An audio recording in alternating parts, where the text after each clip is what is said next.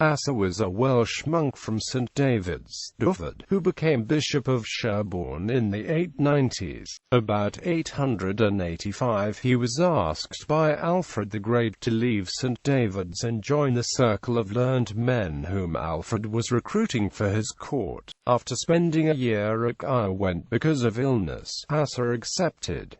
In 893 Asa wrote a biography of Alfred, called The Life of King Alfred. The manuscript survived to modern times in only one copy, which was part of the Cotton Library. That copy was destroyed in a fire in 1731, but transcriptions that had been made earlier, together with material from Asa's work which was included by other early writers, have enabled the work to be reconstructed. The biography is the main source of information about Alfred's life and provides far more information about Alfred than is known about any other early English ruler. Asa assisted Alfred in his translation of Gregory the Great's Pastoral Care, and possibly with other works. Asa is sometimes cited as a source for the legend about Alfred's having founded the University of Oxford, which is now known to be false.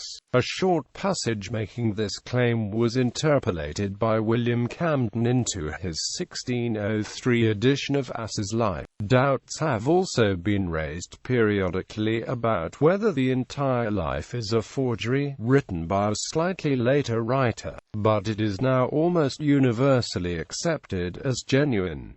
Name and early life. Asa was a Welsh monk who lived in the late 9th century. Almost nothing is known of Asa's early life.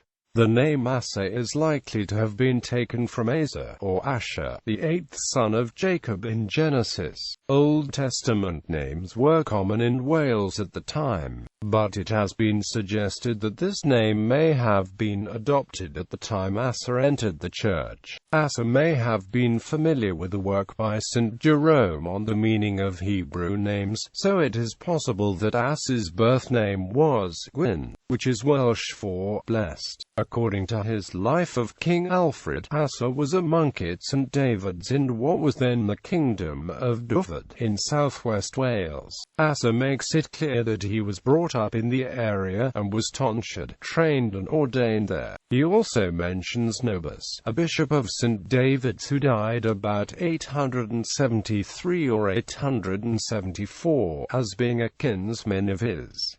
Recruitment by Alfred and time at court. Much of what is known about Asa comes from his biography of Alfred, in particular a short section in which Asa recounts how Alfred recruited him as a scholar for his court. Alfred held a high opinion of the value of learning and recruited men from around Britain and from continental Europe to establish a scholarly centre at his court. It is not known how Alfred heard of Asa, but one possibility relates to Alfred's overlordship of South Wales. Several kings, including Hywel ap Rhys of Glywasing and Hyfer of Dyfed, had submitted to Alfred's overlordship in 885. Asa gives a fairly detailed account of the events. There is a charter of Hywel's which has been dated to c. 885. Amongst the witnesses is one Asa, which may be the same person. Hence it is possible that Alfred's relationship with the southern Welsh kings led him to hear of Asa. Asa recounts meeting Alfred first at the royal estate at Dean, Sussex. Asa provides only one datable event in his history. On St. Martin's Day, the 11th of November 887, Alfred decided to learn to read Latin. Working backwards from this, it appears most likely that Asa was recruited by Alfred in early 885. Asa's response to Alfred's request was to ask for time to consider the offer, as he felt it would be unfair to abandon his current position in favor favor of worldly recognition. Alfred agreed, but also suggested that he should spend half his time at St. David's and half with Alfred. Asa again asked for time to consider, but ultimately agreed to return to Alfred with an answer in 6 months. On his return to Wales, however, Asa fell ill with a fever and was confined to the monastery of Caerwent for 12 months and a week. Alfred wrote to find out the cause of the delay, and Asa responded that he would keep his promise when he recovered. When he did recover, in 886, he agreed to divide his time between Wales and Alfred's court, as Alfred had suggested. Others at St. David's supported this, since they hoped Asa's influence with Alfred would avoid damaging afflictions and injuries at the hands of King Alfred. Asa joined several other noted scholars at Alfred's court, including Grimald and John the Old Saxon. All three probably reached Alfred's court within a year of each other. His first extended stay with Alfred was at the royal estate at Dyfed, probably from about April through December 886.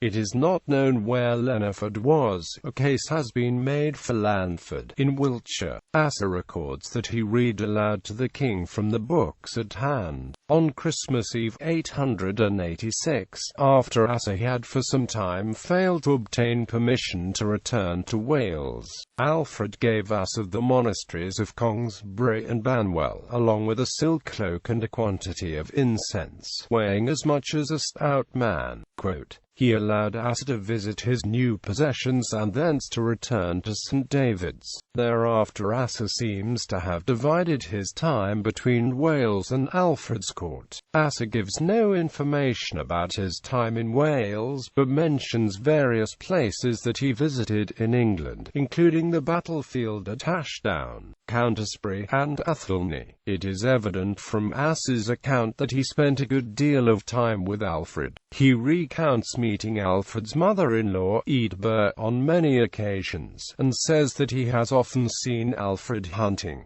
Bishop of Sherborne, sometime between 887 and 892, Alfred gave Asa the monastery of Exeter. Asa subsequently became Bishop of Sherborne, though the year of succession is unknown. Asa's predecessor as Bishop of Sherborne, Wulfsiege, is known to have attested a charter sometime between 890 and 896.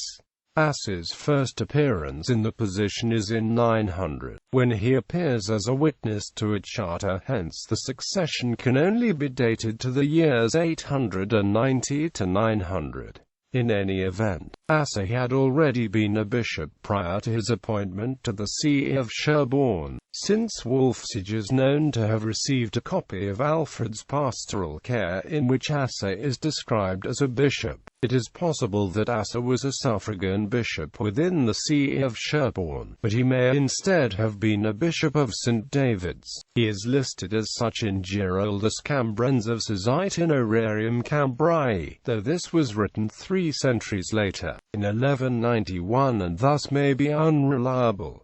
A contemporary clue is found in Asa's own writing. He mentions that bishops of St. David's were sometimes expelled by King Alfred, and adds that he even expelled me on occasion. This may indicate that Asa was himself a bishop of St. David's.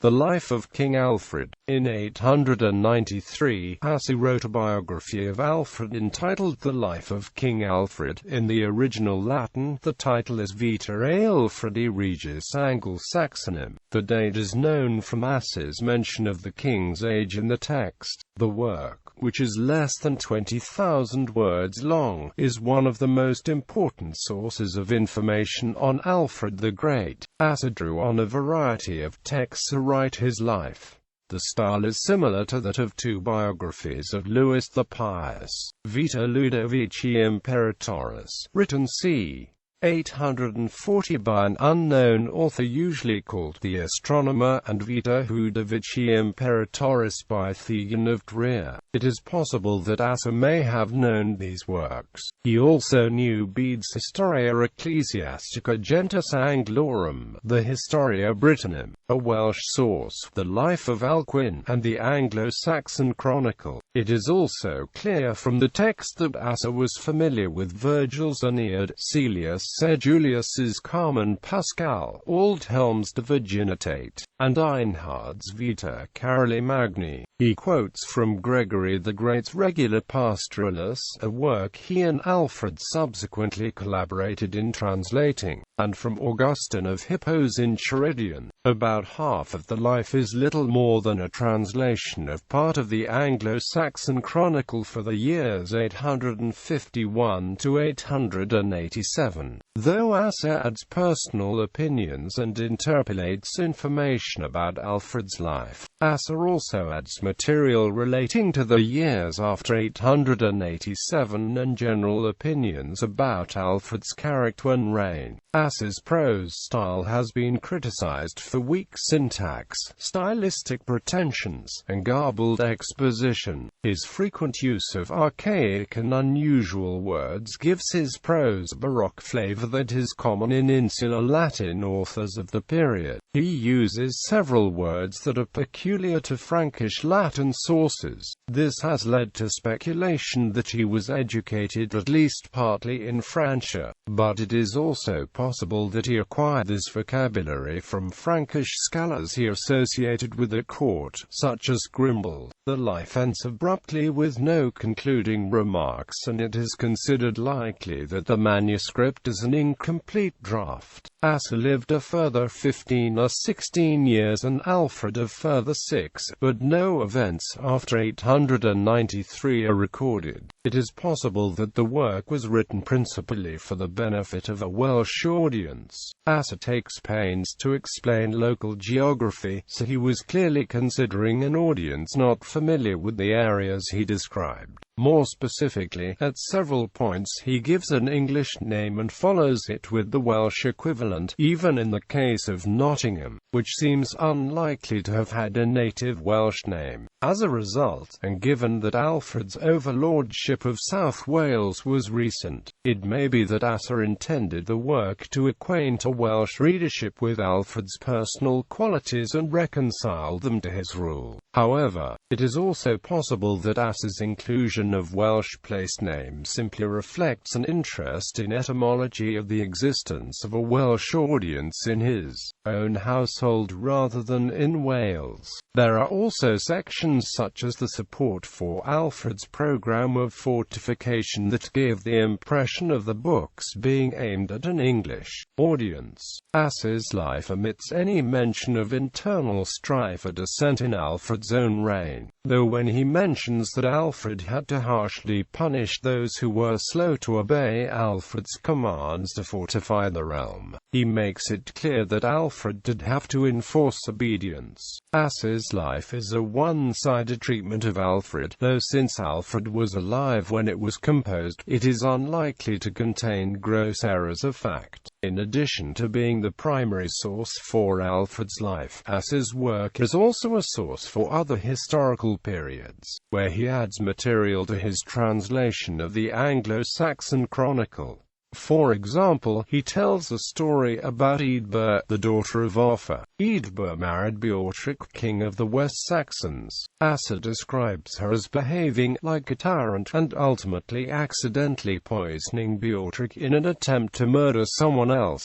He finishes by describing her death as a beggar in Pavia. This Eadbert is not the same as Alfred's mother-in-law, also named Eadbert, whom Asser mentions elsewhere. Manuscripts of the Life of King Alfred. The early manuscript of the life does not appear to have been widely known in medieval times. Only one copy is known to have survived into modern times.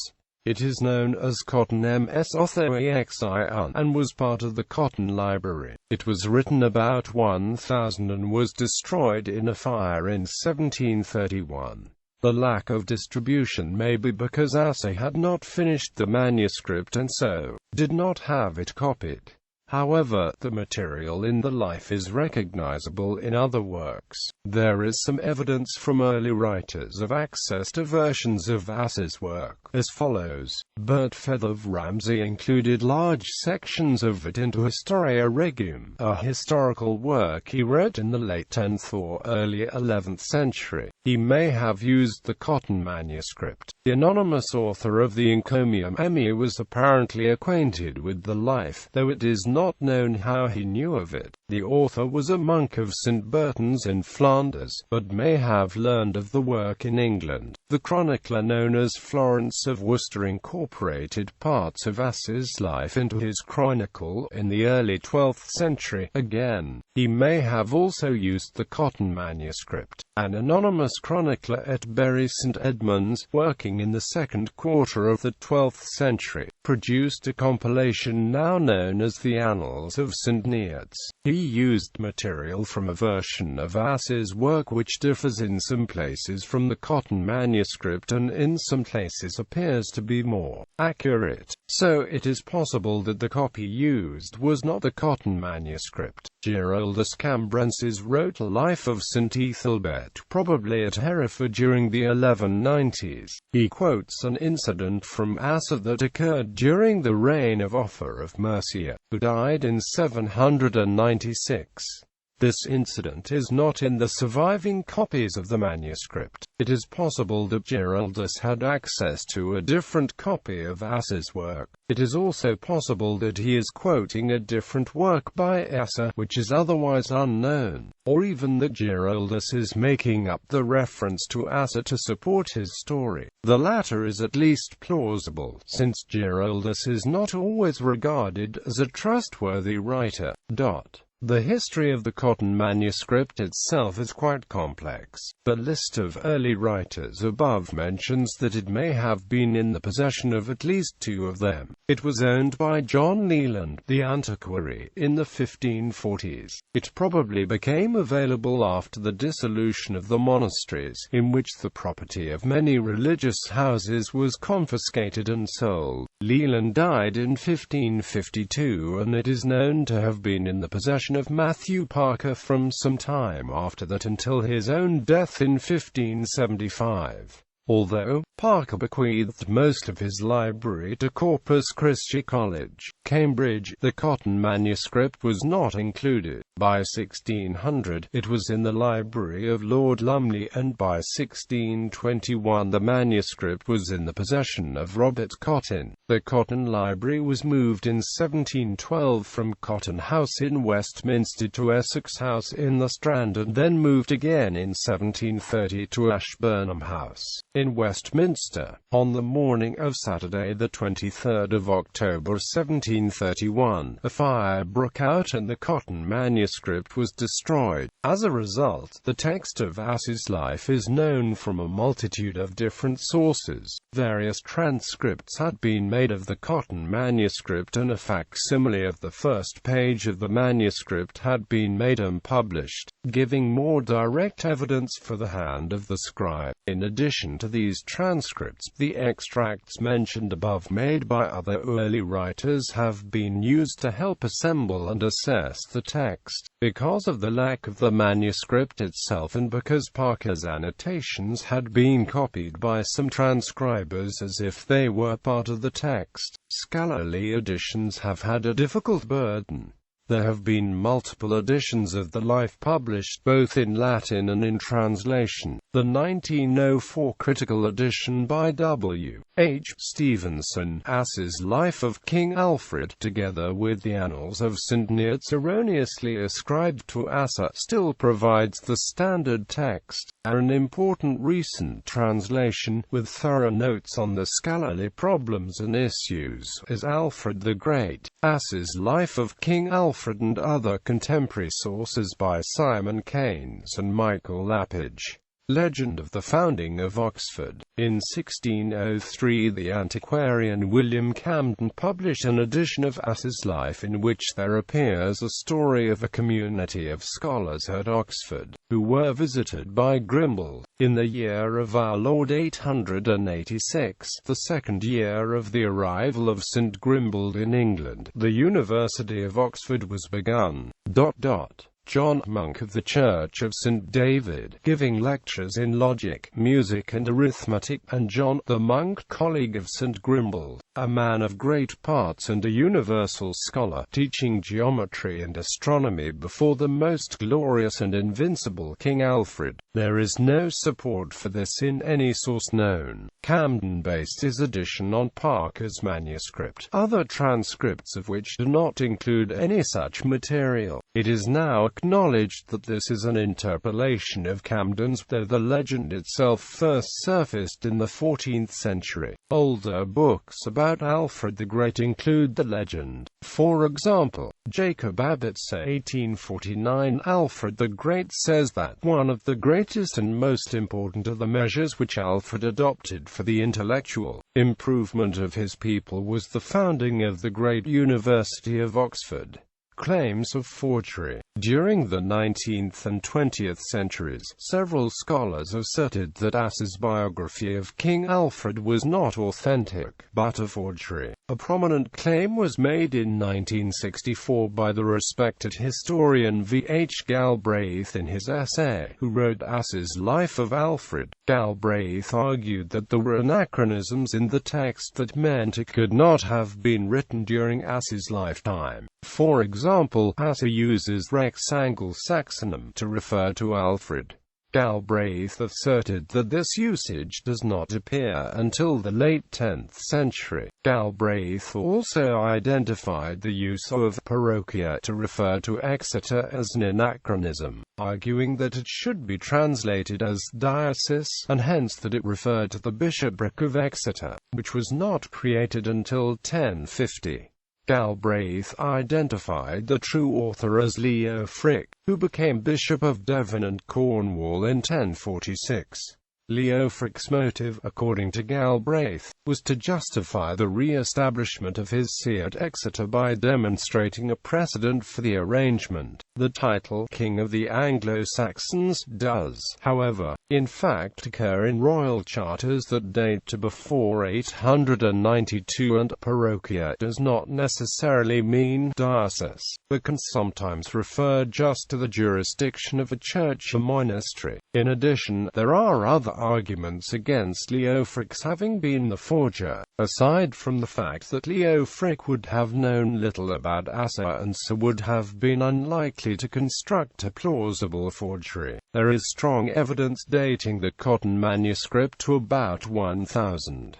The apparent use of Ass's material in other early works that predate Leo Frick also argues against Galbraith's theory. Galbraith's arguments were refuted to the satisfaction of most historians by Dorothy Whitelock in Genuine Asa in 1967. More recently, in 1995, Professor Alfred P. Smith argued that the life is a forgery by Dyfed, basing his case primarily on an analysis of Dyfed's and Ass's Latin vocabulary. Dyfed's motive, according to Smith, is to lend Alfred's prestige to the Benedictine monastic reform movement of the late 10th century. The strongest arguments for forgery are that there is actually no new information in Asa that cannot be found in the surviving Anglo-Saxon chronicles, so that it is not contemporary with Alfred as he claims, b. that the Latin translation is simply lifted from the chronicler's narrative and interspersed with padding of no importance, c. that writing in Latin a contemporary narrative was anachronistic, d. that much of the alleged illness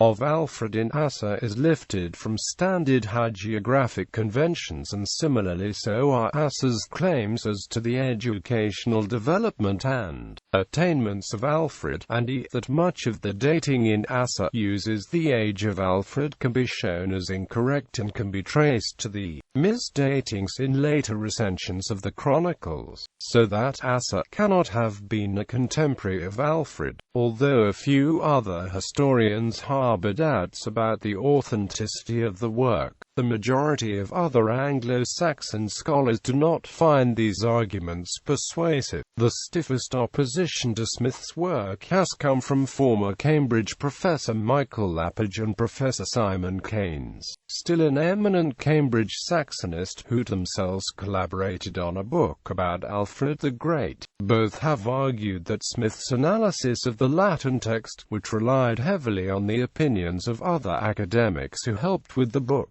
is fatally flawed. Professor Keynes felt strongly enough about the subject to place a copy of Smith's book in the fire grate of his chambers in Trinity College, and then photograph it for his personal website. A typed statement from department officials was also placed on the inside cover of a copy of the book that lives in the ASNAC library at Cambridge, to leave undergraduates in no doubt as to the department's views. The debate caught the imagination of the popular press when Professor Smith's book was published. Fueled by the former University of Kent historians claimed that the Cambridge ASNAC department knew Asser's life was a fake, but that they were happy to keep the myth going in order to avoid discrediting previous eminent historians from the university such as Frank Stenton and Dorothy Whitelock. Other works and date of death. In addition to the Life of King Alfred, Asser is credited by Alfred as one of several scholars who assisted with Alfred's translation of Gregory's Regula Pastoralis.